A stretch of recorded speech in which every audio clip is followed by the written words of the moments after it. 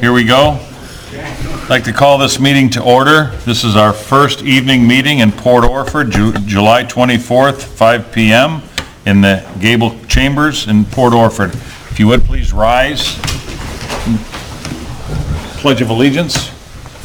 I pledge allegiance to the flag of the United States of America and to the republic for which it stands, one nation, under God, indivisible, with liberty and justice for all. We don't have a large agenda for the meeting, but we have planned to have these meetings in all parts, incorporated cities of the county. So we are keeping our word as a board to do that. I will ask everyone in the chamber, if you do come up for public comments, and also our commissioners, council, that we do not have microphones. So if you would please speak up and be clear. They look real nice, and they sure look like they're on, but they're not working. Oh, they are recording. Okay. Okay, good. All right. So let's start. Do I have any amendments to the agenda? Can I do my report first? Oh, I'm sorry. Yes, that's okay. Yes, Matt Hall, the fair started today. I've got some mileage out of this document. So if anybody, Wednesday through Saturday, right? Welcome all. Thanks. Line of duty deaths, law enforcement officers is up from 63, Mr. Chair, to 68. If there's any good news, at the end of almost 7 months here, the last 2018 was 163, so the average is going down, and we hope that trend continues. Very hopeful there. Firefighting deaths is up to 29, 2 since our last meeting, and military deaths from 19 up to 21. Thank you on that. Thank you. Oh, do we have a moment of silence? Oh, yes. Yeah.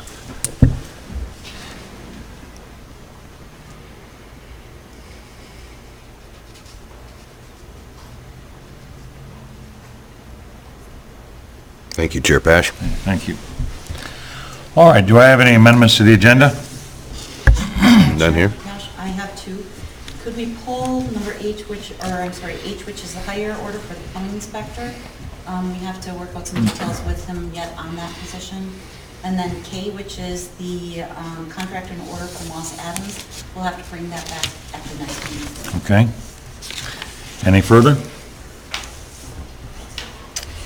Can I get a motion, please? I move that we approve the consent agenda as amended, or even the agenda Second, as Mr. Chair. amended. Well, I got nothing. I have any further comments? Call for the roll, please. Commissioner Gold. Aye. Vice Chair Boyce. Yes. Chair Pash. Aye. Motion carried unanimously.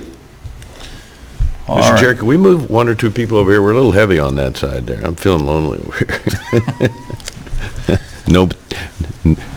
No volunteers, huh? Microphones are up here. Okay. All right, so we're going to have public comments. Anyone wishing to make a public comment? I already have one here. I don't have any sheets with me. If you would, just stand where you are if you'd like. I think there's a microphone right there. Oh, yes. Is there a seat there? Is there a seat here? Maybe we could put a seat there. It'd be great.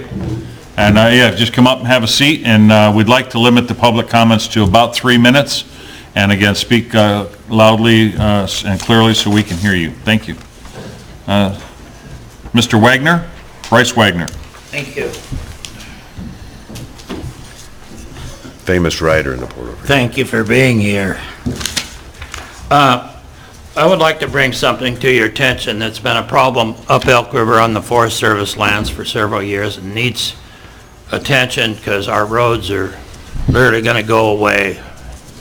I'd like to bring attention to you in the Curry County about our Curry County U.S. Forest Service land roads in some areas that are in vital need of greater work and pulling the ditches.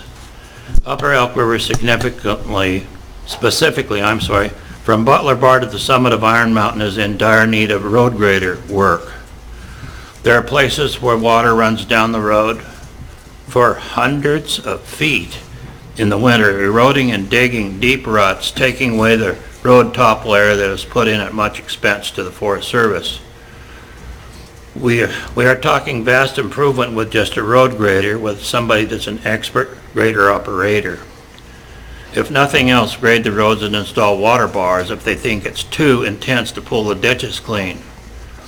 And I've recently met, and Court was at the meeting too, and we met the two new rangers, and I suggested that they take advantage of that, all of you know about the volunteers, Zip Fendrick and that group, but I've encouraged the two forest rangers to consider grading, and I'd really love to see the Forest Service get one good grader, and then they could switch it from district to district, and there are lots of retired volunteer machinery operators that could run a road grader and do some of this vital needed work.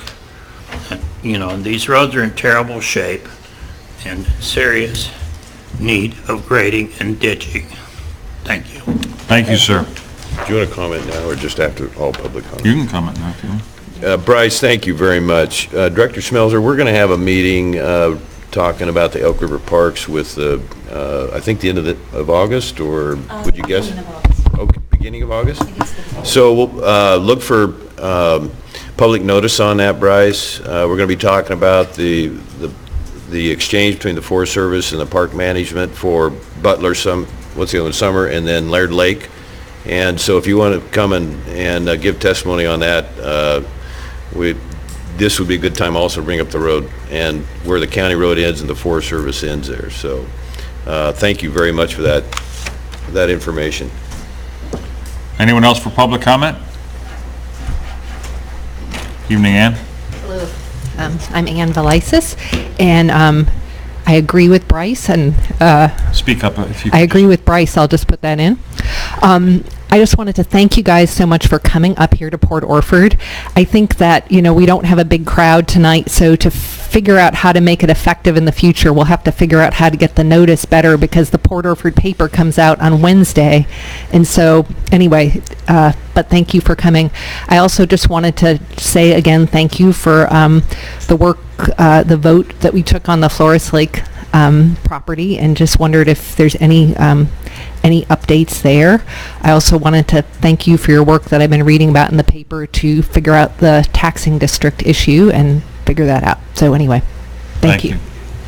There really aren't any updates that I know of on the Flores Lake. I did speak yesterday with one of the parks people, and we're moving forward with some other things, but they really didn't have a comment on that. I think that's their September meeting. They said they were going to bring that up at their September meeting, so we should hear something shortly after that. And their September meeting is in Brookings, by the way. Yes. And that was Dennis Comfort was in town yesterday, and he's the regional for the whole coast of Oregon. So we're working with him pretty close, and highly respect him. Yep. Next.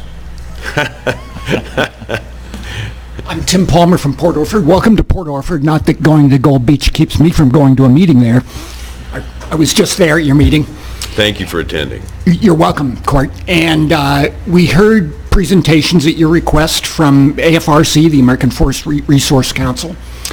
And this is the industrial group. Their membership is 100 industry members. And the presentation was very interesting, for the most part, about non-controversial items. But I would just like to urge you to recognize, which I'm sure you do, that the issues of forest management and national forests are very complex. And in fact, it's that complexity is the reason why none of us really get our way. It's always a compromise.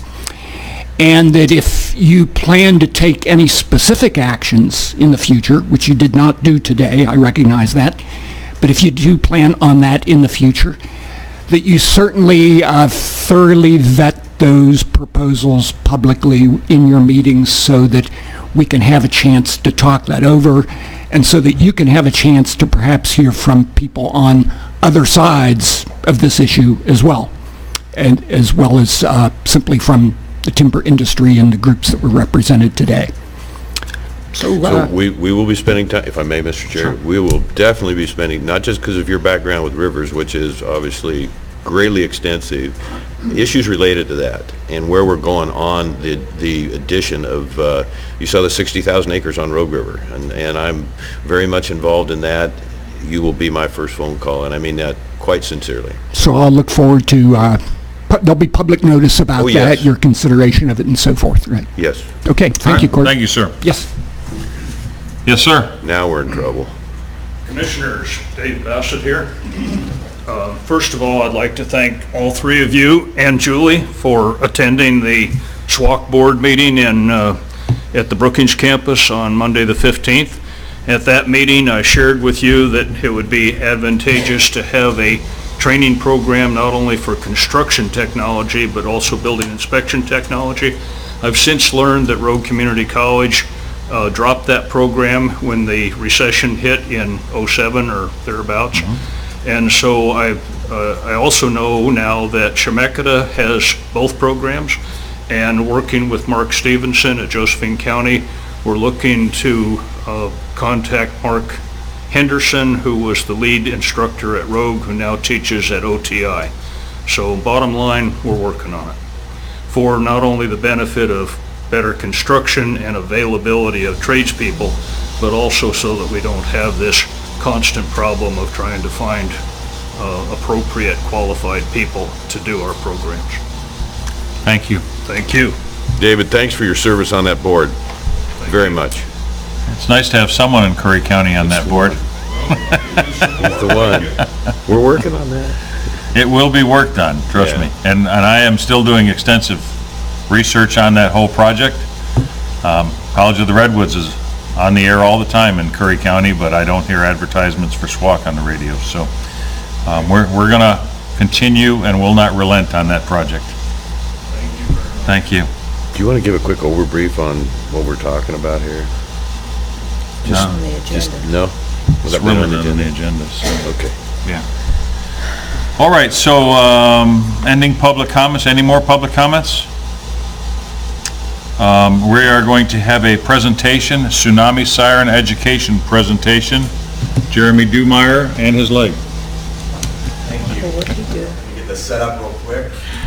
Yeah, we're going to turn out a couple of the lights here as well to make it a little bit. There we go. Nice to be young, David. He got up a lot quicker than you did. So, turn this microphone around so I can be more center for everybody. So for the record, Jeremy Dumeyer, Curry County Emergency Manager. And we're going to talk about the tsunami sirens we have in Curry County, or the ones that are failing, I should say. Before we get really into the tsunami sirens, we need to talk about what is a tsunami. This image here is not a tsunami. I'll drop that right now. This is a Hollywood apocalyptic scene. Tsunamis are not 400, 500-foot waves like this. There are two types of tsunamis that we worry about when it comes to our shorelines.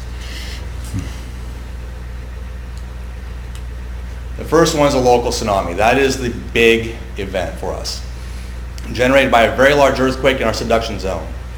Now, when I say very large, I'm not talking about a 6 or 6.5 that we often see offshore of Port Orford here. That's a good size earthquake. A large earthquake would be something similar to what just happened in California, magnitude 7. A very large earthquake that can generate a tsunami in our subduction zone is anywhere between 30 times to 900 times the power of what just happened in California. A magnitude 9.0 earthquake is 900 times more powerful than a 7. Such an earthquake has the capability of displacing the seafloor, pushing water inland in a series of tidal surges. In our history, we have had 40 mapped earthquakes along our fault zone offshore in the magnitude 8 to 9 range. Half of those magnitude 8s, started down here. So we actually see the most of these events locally. On the average, I mentioned on the slides, over 10,000 years, we've had 40 of these. If you do the math on that, that's one every 250 years. So our last one we had, which was January 26, 1700 at 9 p.m., you would think we're overdue. It's a catchy thought process, but not necessarily the truth, as these earthquakes may happen decades apart or millennia apart. But the fact is, we are storing energy and we could experience a local tsunami. When it comes to our warning systems that we're going to talk about a little bit later on, the ground shaking is the only warning you get. It's just that simple. This image right here is the Good Friday earthquake in Alaska, 1964, a magnitude 9.2 event. This is what I expect for Curry County. This is why I will say the ground shaking is your only warning, because communication systems, the ability to dispatch any sort of warning, radio towers, I expect them to fail. And frankly, in a local tsunami event, you have approximately 10 to 15 minutes from the start of the shaking to evacuate. So again, the ground shakes. As soon as it's safe to do so, evacuate, evacuate, evacuate. Do not wait for any government warning. Okay? What we have our warning systems for is something like this, a distant tsunami. The video that's playing in the background here is from the Tohoku earthquake in Japan. This is the Port of Brookings Harbor. This was March 11th, 2011. I'm going to throw a big caveat on this one. The person filming this is very fortunate that we did not have a high tide at that event, as he is certainly in the inundation zone for a distant tsunami. During that event, we did have sirens blaring at the Port of Brookings Harbor and other places. And up and down the Oregon coast, there were issues still with people coming down into the hazard area. Some people actually went to the beach to experience it firsthand. So, with that being said, distant tsunami is just that. It's distantly sourced, generated by a large subduction earthquake in a distant location such as Japan, Chile, Kamchatka, Alaska. When a distant earthquake and tsunami occurs, we have at least 4 hours of lead time when it happens. So if it happens in Alaska, we have 4 hours of notice to be able to effect evacuations from the coastal areas. In Japan, about 8 hours, give or take. Chile can be up to 18 hours. Since 1933, we've had 31 distant tsunamis that have been observed on or near Curry County. And I'm throwing in Delaware County into that near. Crescent City, of course, is a tsunami magnet. So they've actually had that full 31. We've experienced quite a few of those. When we talk about the hazards of these events, this is just half of the county. This is the north half. The map on the right that you see, many people are familiar with. It's in your tsunami brochures. That is for a local tsunami event. You'll notice there's a lot more area colored in for a local tsunami. The water is going to push in further, a lot higher, and can affect more areas. For instance, where we're sitting today would be underwater in a local tsunami. In a distant tsunami, and that's what this map is on the right, or on the left, excuse me, it is a beach hazards event. It is not going to get here to the City Hall. In fact, this map is modeled after a magnitude 9.2 earthquake in Alaska, which coincidentally is identical to what happened in 1964. There will be beach run-up. There will be effect in the ports and harbors, the rivers and such, where you will have some great scouring, some good tidal influence, as we saw in that video previously. There will be some sand dunes that get overtopped. Sheridan Dunes, very likely, in a large distant event from Alaska, could possibly be taken out, and Lakeshore Drive would possibly be at risk under the worst case distant tsunami event. But by and large, a distant tsunami event is confined right along the strips of the coast. So when we get notification of a distant tsunami, these are the notification statements we get. Now, I get information statements almost as a matter of routine. Interesting earthquake happened, magnitude 4, magnitude 5, magnitude 6. No threat, just take note of it and carry on. A watch is something similar to what we got January 23rd of last year. Earthquake occurred in a subduction zone, offshore of Alaska in this case. Magnitude was about 8, if I remember correctly. Tsunami is possible. Stay tuned for information. Now, what was great is that as soon as we got that watch notification, we were also able to look at the dart buoys that give the tidal gauge information and tell you how much displacement there is. And in that Alaskan event last year, there was no change, no major change in the tidal gauge. So we were able to quickly figure out that we were not at risk for a distant tsunami event here in Curry County. We did stay in tune. I was in the dispatch center with Sheriff Ward, now Lieutenant Hensley, and dispatch, kept up on all the information and realized that we did not have to act upon what we had, which was great. We didn't have to give a false alarm. More often than not, we get advisory statements, and that's really what we got when it came to the Tohoku earthquake in 2011. Tsunami has been generated. We know it's coming. Strong currents and waves are dangerous to those near the waterways. Stay out of the water, away from beaches and waterways, and that's when you evacuate the coastline. Not coastal residences, but the coastline. In an advisory statement in a distant tsunami, throughout the entirety of Curry County, there are 177, plus or minus a few, buildings in the distant tsunami zone. 176 of those are in harbor. One is in unincorporated Curry County, and although I'm not positive, I would suspect that's about Euchre Creek, but there again, I'm not positive. A tsunami warning, we likely will not receive this. Now, a tsunami warning will be generated if Alaska rips off a big earthquake.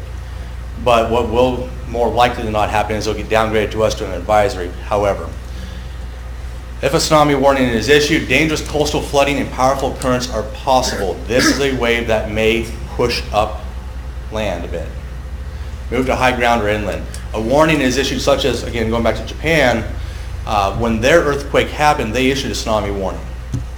They're very resilient. Their buildings were able to stand. They were able to still move about. In fact, most of their infrastructure stood, including the road systems, after the event.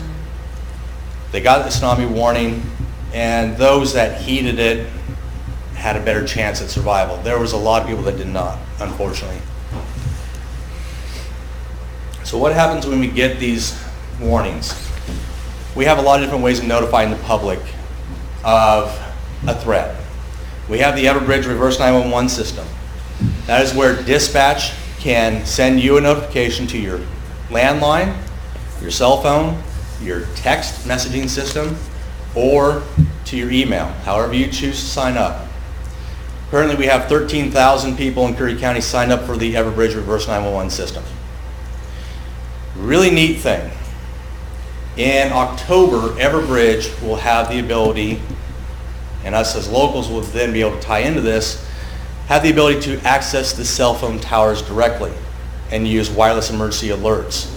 That is very similar to the presidential alert that many people who have cell phones that are enabled received in October the year previous. Presidential alert, this is a test. We actually will have that capability in October or pretty close to it. Everbridge has stated October, and I'm hoping that sticks.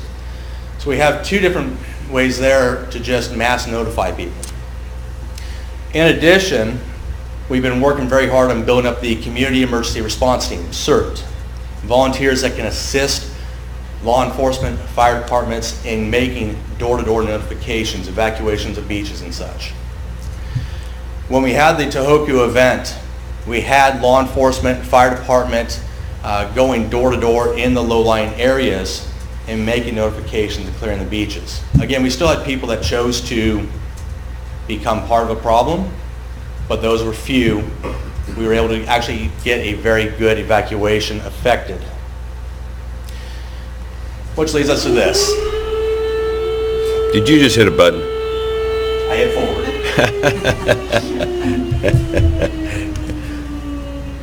We have these tsunami sirens here in Curry County. We have 17 of them. In the last 18 months that I've been in this position, I've repaired 2 of them, one here in Port Orford, one down in Harris Beach. I currently have 4 that are operational. and I'll qualify that are reliably operational. One has an RF issue receiving radio frequencies, may or may not work. It's not something I can really bank on as being there. The one in Harris Beach that I just fixed is offline already. I just repaired that last fall. Is ours working? Everything I've received, it says that the Port Orford sirens are working. What is the siren signal? What's the duration? So the sound is very similar to what just came across the speaker there, of course. When it is a full-blown tsunami siren, it's a 3-minute blast. When it's the test on the first Wednesday of each month at 11 a.m., it's 1 minute. That actually brings up a great point. Most people don't even know what the tsunami siren actually means or how long the sound goes for. There are variances from county to county, state to state. There were variances. I'll get to that point. In some places, the tsunami siren was 30 seconds. That was the indication to go to high ground. In some places, 1 minute was the duration. And mind you, we test at a minute. So can you imagine being a tourist coming to this area, hearing those horns go off, and where you're from, that means go to high ground. Very confusing, and there's been a lot of issues with that. The issues we have with these tsunami sirens are not new. This article here from Delaware Triplicate is from February of 2014, where even back then, 5.5 years ago, we considered the obsolescence of these sirens with the new systems that we have in place. The cost of repairing these systems are quite high. I did a poll of my coastal emergency management counterparts. Without information from Douglas and Lane County, every county reported very similar information. They do not support, as a county, tsunami sirens. It is too expensive. The reliability of these sirens is not high enough per the cost. And with everything we have as far as time to evacuate, notifications that can be made with the current systems and volunteers in place, it is not reasonable to spend the kind of money necessary on these sirens. The other part of this, when I talk about reliability, I want to point one thing out. So this is the brand new Omni Eclipse 8. This is a high-powered tsunami siren. Puts out a ear-shattering amount of noise up close. Ambient noise level is 70 decibels. At 70 decibels, it has an effective range of 2,200 feet. So if I translate that to north and south, I have 0.8 miles of audible siren on a good day without wind, without breaking surf. And assuming that all 17 sirens are lined up north-south, and they're not.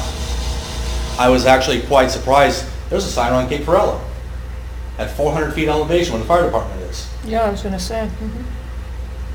A tsunami is not going to get to Cape Ferrelo. There's no reason to have it there. But if all 17 sirens were lined up north-south, we would have about 13.5 miles of linear coverage out of these tsunami sirens on an 80-mile long coastline. And there are parts of our coast that do not have these anyhow, such as Pistol River. There's a siren at the fire hall, but that's on the other side of a hill. Where we have the wave bash and other events, there is no siren. Yes? They use it to indicate that there's a fire Yes. rather than a tsunami. And that's something that municipalities and local districts can still utilize if those sirens are up and working. But again, for a tsunami warning system, this technology, frankly, is outdated and ineffective. Unfortunately, the table's cutting off the numbers there. Where this came from, where this discussion's coming from, is that siren right there at Boyce Coat Park. You can see quite a bit of daylight coming through the horns on those. Just to replace the head, just that unit right there, is going to be $22,000. And that assumes that the radio frequency system is in good shape, that assumes that the electrical systems are in good shape, that assumes that the motherboard and computer systems from 2001 are still in good shape, that assumes that the heater within that housing unit is still in good shape. Just to switch out all new systems, starting from scratch, you are generally looking at between $50,000 to $100,000 per siren, depending upon location and what you need to do with it, for a whole new system, top to bottom. I think we know our answer. My budget in emergency management is $120,000. This is approximately 1/5 or 1/6 of that budget. I can't afford to keep up with these, frankly. Juxtaposed to that, with our reverse 911 system, we pay $6,500 a year to have that system in place. And we have the WIA capabilities coming up. And we have volunteers and first responders and firefighters that can make notifications and do so with a lot less confusion. So with this, the cost to repair and replace the sirens is excessive versus the benefit capability. They're very limited. Oregon counties have discontinued their use. I'll qualify that. There are municipalities that do have the ability to operate tsunami sirens, but the counties do not support them and do not operate them as tsunami sirens. We have multiple warning systems in place that are much more cost effective and are more effective for getting out to the public. Again, with a distant tsunami, we have a lead time of at least 4 hours. We can clear the beaches quite easily in 4 hours with a distant tsunami event. I am recommending that we discontinue the use as a county of the tsunami sirens, that we no longer test them on the first Wednesday of each month, that we no longer support the technology. If municipalities such as Gold Beach continue to use them for their fire departments, I would encourage that, of course, but it's not reasonable to spend the kind of money necessary on technology that is just this limited. Okay, I have a question. We have tourists that come every year, probably 50% of our population is tourists. Can they be warned with the systems that you're thinking about? Yes. So with these systems in place, tourists that have cell phones, as most everyone does it seems, in October we have this ability right here to be able to access any cell phone that is enabled within range of a cell phone tower. Okay. Now, in order to have that cell phone enabled, you need to check with your cell phone provider, see if you have that capability, and see how to turn it on. Unfortunately, each phone is different. My Samsung and my Motorola are completely different than how you turn on that alert system. So I can't tell you how to do that exactly. Best thing to do is just get a hold of your carrier and find out how to enable it.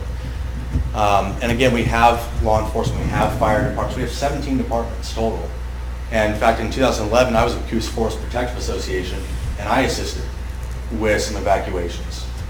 So we have plenty of capability to clear the tourist areas, if you will, the beach areas. I think all of the large carriers now have you can go on their website and or Google how to turn that on, and it's a pretty simple process how to turn that on. I received Amber Alerts on my phones. I received that presidential alert several months ago. I mean, it's pretty easy to turn it on. Yes, sir. So, what's this? Could you're going to have to step up to the microphone. I'm sorry, sir. Everything has to be recorded. Hi everyone, Mike Nibbs, Florist Lake. What's the situation with local coverage for cell phones? Because it seems like some of the more remote areas around Florist Lake and Valley Flora in particular have no cell phone coverage. Well, and indeed, I do know that Florist Lake has limited at best cell phone coverage. Having been up there several times, I know it's difficult to get my Verizon phone to get a phone call. However, I also know I can get text messages quite easily because it requires less bandwidth. At the same time, there's also the Langlois Fire Department there. There's not a lot of tourist beach north of Florist Lake. I know there's New River, that's one spot, of course. But we have the ability to use Langlois Fire, and of course the fire chief there is also my counterpart in Coos County, which makes that even nicer. We have the park host at Flores Lake, and if we were to look at the map, the inundation map again for the distant event, Flores Lake, more likely than not, based on the evidence that is at hand, would not be overtaken. The lake elevation itself is 20 feet, which under most circumstances is higher than a distant tsunami event would be. So I want to have another comment to that as well. NACO, which is National Association of Counties, has a huge push on right now for an app called Test It.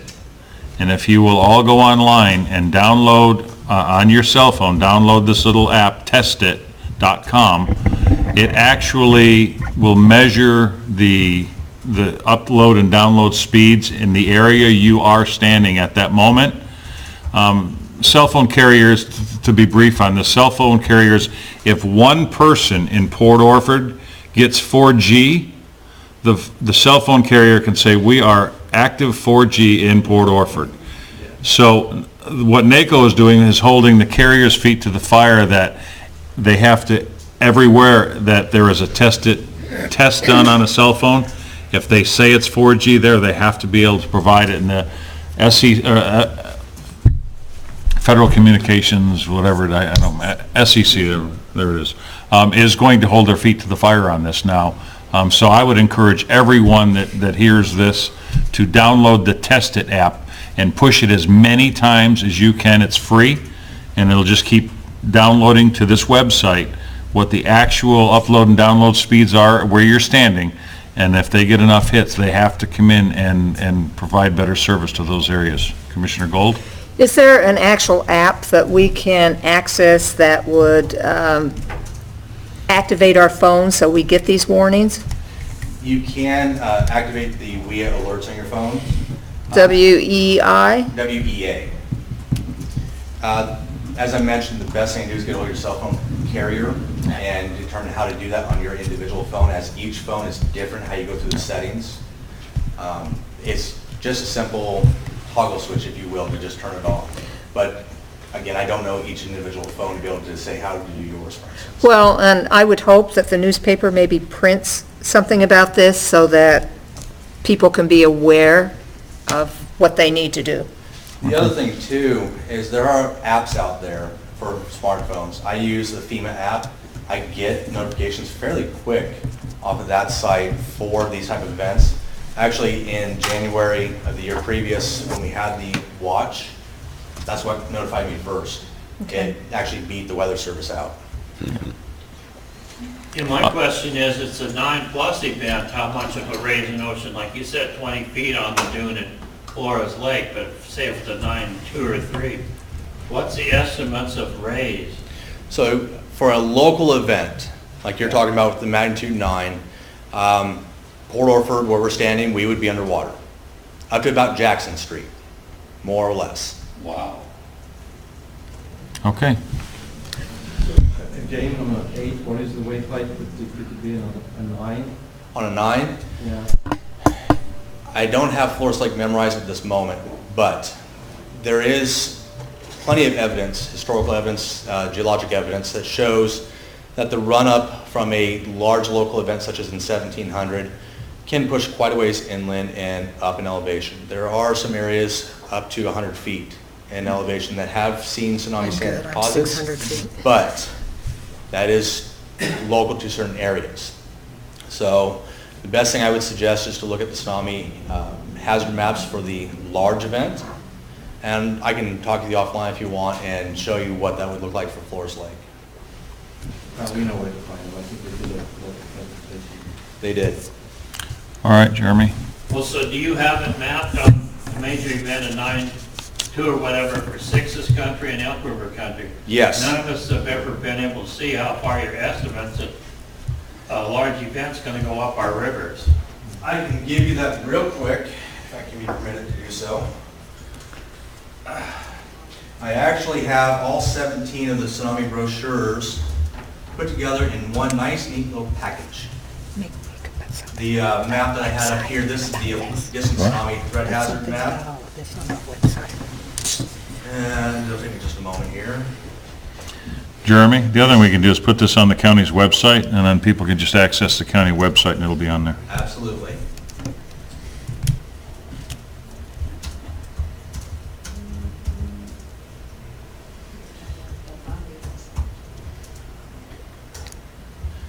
So that is the entire county, large local tsunami hazard zone.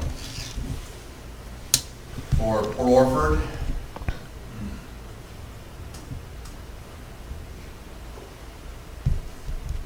This is a local, though, not a, this is for a local event where you feel the ground shaking. Once again, the purple means what? Light purple means what?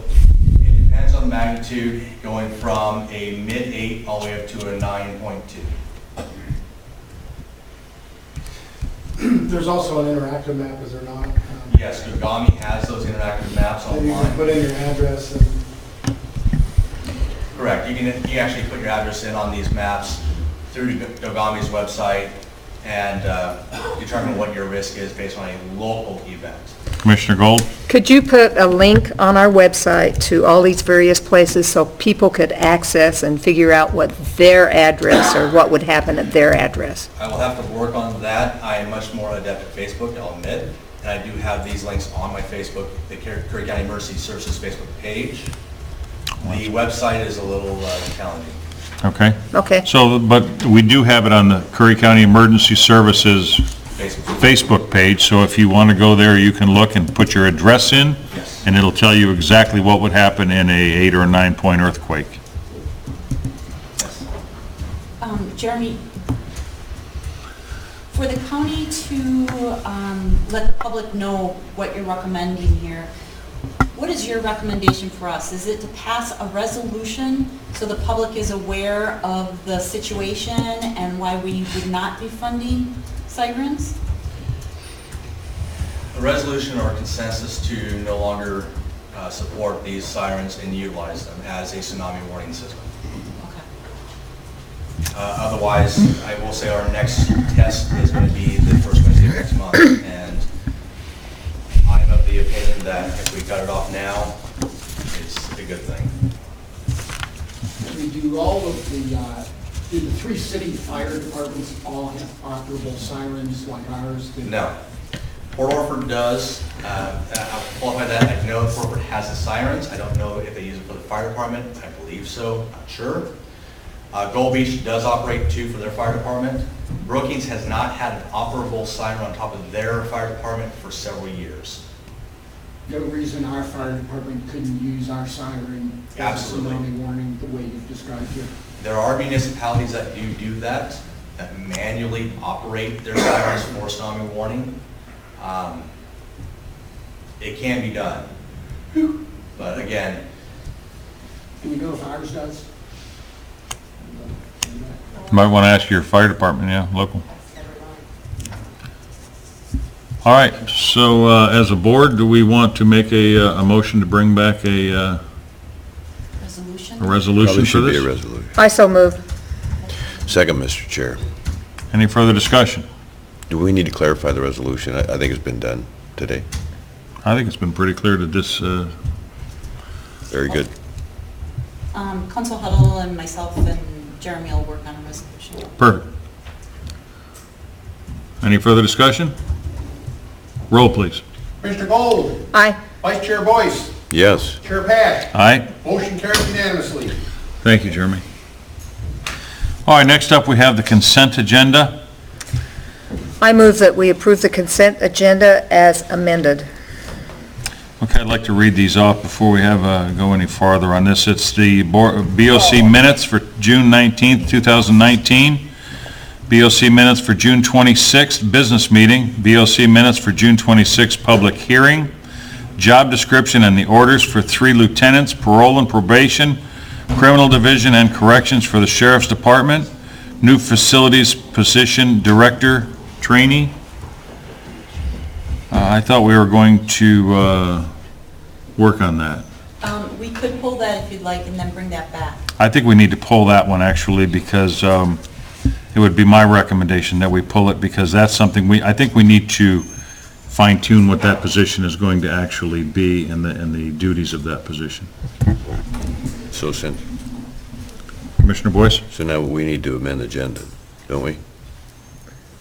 We need to amend the consent agenda, yes. Okay. Well, you would need to amend your motion to approve. That's fine. Without that. Okay. Right. We Okay, can so- handle that. Did Commissioner Gold make the motion, I think? Yeah, I did, but Okay. we'll get to it. Let me finish reading this off, and then we'll just take a whole new motion. All right, so we're going to pull E. All right, so then we're also approving the CCPT-SD Transit Grant 33653 and Grant 33654. We are a hire order for Director of Finance, approved contract and order for the Juvenile Department of Oregon Youth Authority with signature authority to the Curry County Juvenile Director, delegating the District Attorney's authority to sign grant documents for Victim Assistance Program, and personal action forms to present Sheriff's Department new hires. Okay, so I make a motion that we approve the consent agenda, including, as it's amended, taking out item E, the new facilities position director trainee for further Evaluation. massaging, or whatever you want to call it, and then H and K for later. Do I have a second? I'll second, Mr. Chair. Any further discussion? Roll, please. Commissioner Gold, Aye. Vice Chair Boyce, Yes? Chair Pack, Aye. motion carried unanimously. All right, number 7 will be Ms. Schmelzer's Director's Report. I only have 3 things. One is I want to let you know that HR did go ahead and find a company that could do our background checks for us. So that has been initiated. They're actually, as of, I think it was today or yesterday, we could start using them to do the background checks. So that's all, that was a concern, that's all in place now, so we're good on that.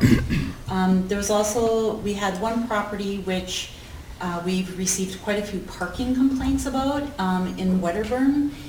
And just to let you know that the planning department today did finalize a letter so the county could start taking some remedial action, asking them to correct notifying them they're in violation, and then asking them to correct their parking situation. And Mr. Fortman will be the one who will actually be the name on the letter. So he will be taking that case to try and get us some compliance on that pretty quick if we can. And then the other one is when we look at succession planning for all of our departments, most of them are pretty good. Not so good in legal, of course, we only have one attorney. But there is a little concern, I have a little concern with the treasurer's office. We used to have a deputy treasurer, so if something happened to the treasurer or she was on vacation, you could have somebody step in. We do not have that on staff anymore. And just in case the treasurer would want to take a vacation or choose to retire, for example, we would have no one trained to take over that function. So I would like to bring forward, or at least start that discussion on a deputy treasurer position, whether it be full-time or part-time, so that we can make sure that we're equipped in case something would happen to the treasurer. We have a contract attorney with the county counsel's office who can fill in my absence, or if I get hit by a bus or what have you, so. Yeah, she I- sits here I in think- this- she I think we sits in actually that do, seat usually. we're probably one of the few departments who has a succession plan. You said hit by a bus? Or something else, sure. Eaten by a bear, what have you. So for the next meeting, I Some will bring bad back fish. that as a discussion item, bringing back the deputy treasurer position that we once had. Okay. I just have a few comments, for under Commissioner comments. I just want to thank Port Orford for hosting this board meeting, for letting us use their facility here. We made a promise to the county several months ago that we will reach out to everyone in this county so we all have an equal voice. Port Orford is a large part of the constituents of this county, and I am glad that this board went along with this and chose to continue to do this. We hope that it will continue to grow, and more people in Port Orford area and Langlois area, Flores Lake, will continue to come here and be more involved in the local government. I just returned last week from the NACO meetings, the annual meetings, and I want to say there's a lot happening right now. There's a lot of money being pushed out of Washington for rural counties. While I was there, actually, President Trump signed an order to end, over the next 2 years, veteran suicide. He is forming committees to find ways to end veteran suicide, which I'm a huge part of the veterans program with NACO. And I don't know if everyone in this room knows, but 1 veteran an hour, basically, in this country commits suicide. 1 veteran an hour. 4 of those veterans per day are active military service. We don't do enough to care for our veterans. We don't do enough to bring them home safely and to unwind them from what they've been through. We talk about PTSD and what they deal with. We give them the best tools we can give them to train them for combat. And we give them the best equipment that money can buy to send them over to fight. But when their service is done, we send them home with a thank you and go on home. We don't unwind their minds from the farm boy that was throwing hay a year and a half ago in a field or fishing in the Rogue River that has seen the most horrific things you can imagine in your lifetime. We don't unwind their minds from seeing that to send them back home to their communities and say, thank you for your service. There's a lot happening right now with that. I am honored to be part of it, and I was actually just a presidential appointment as a vice chair to that organization, and I am thrilled that I can be a part of that to help this county and the veterans that serve and will serve in this county to want to return home to their families here and have a normal life. So thank you for that. Commissioner Boyce?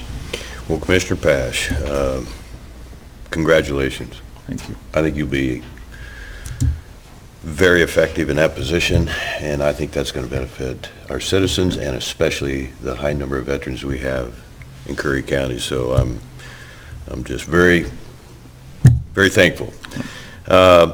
Quickly, Bryce, you mentioned Zip Fendrick, our friend. He's part of the Curry County Public Lands Access Group. There's some retired... Speak up a little louder, Court. My hearing aid went dead halfway. I thought when I was talking, you'd probably turn it off. I wasn't sure. Yeah, I had a hard time hearing. No, Zip Fendrick, Curry County Public Lands Access. They're a volunteer group. Some are retired foresters. They work on trails, road, and even combat a little bit what they believe are often unnecessary road closures. So they charge $20 a year. It's a wonderful group of people, and they've been very effective in the community, and they're starting to get some well-deserved recognition around the state. Mr. Chair, the next thing I wanted to thank Director Dumeyer for the work that he's working there around the state. You're with our emergency management people in Oregon. They're giving us good reports, and I appreciate your presentation tonight. I also want to thank Port Orford. I was warned that the colors in here might be a little wild, and I really like the colors. Battleship Gray? Yeah, that too. And for them to set the meeting place up, the remodeling they've done here, not surprised, but I just want to give them a good send out. I'm not sure if this gavel would work generally in the Curry County Board of Commissioners, but that's a big one. Let the North County folks know that we have a tourism position, or maybe 2. We've only had 1 applicant from North County, and we have voted and put our people in place for Central Curry County and South County. And this is the TLT tax is going to be. Do you want to speak to that? I'd appreciate that. Sure. The voters approved a transit lodging tax for the county.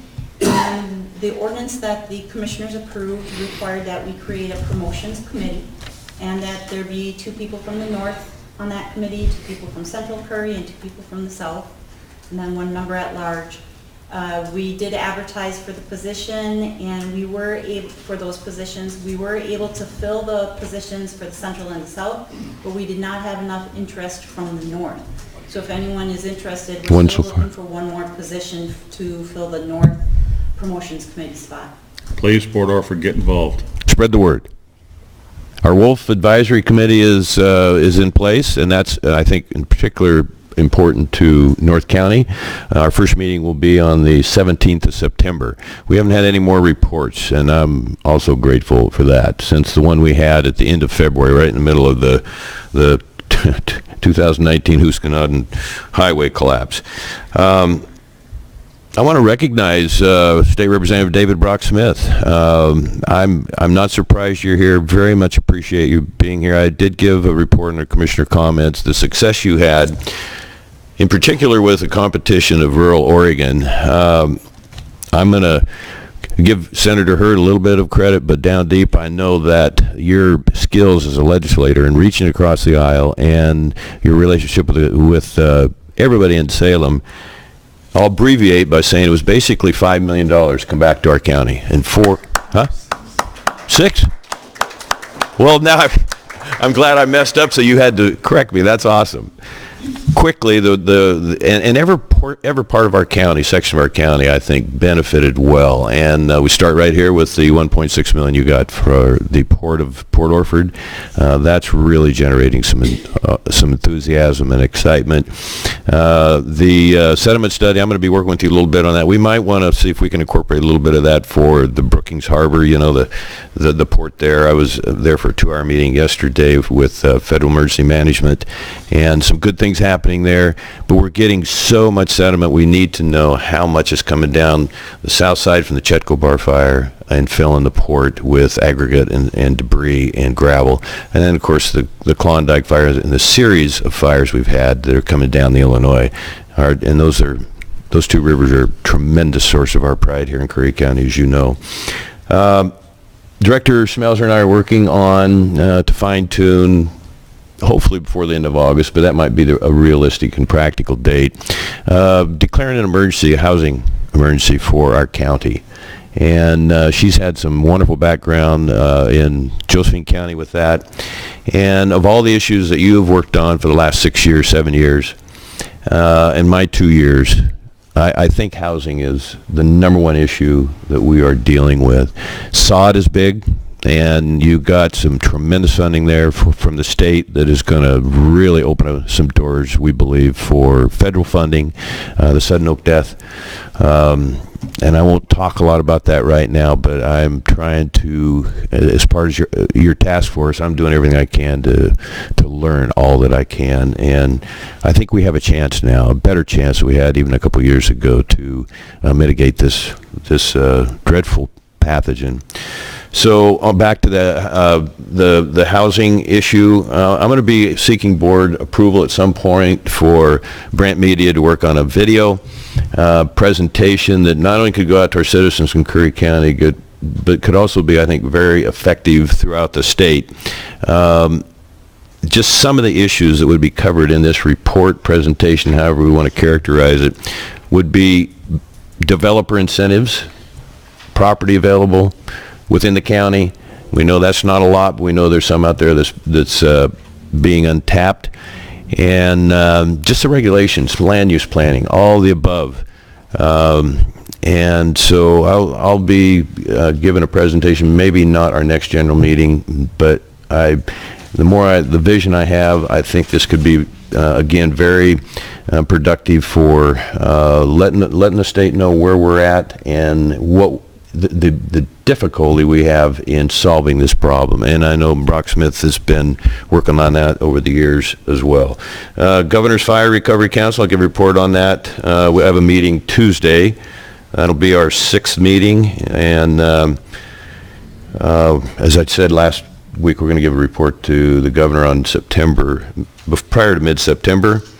And lastly, here it is, approaching the end of July, and we have not had any lightning yet. And we're going to get through the season. Do I have a second on that motion?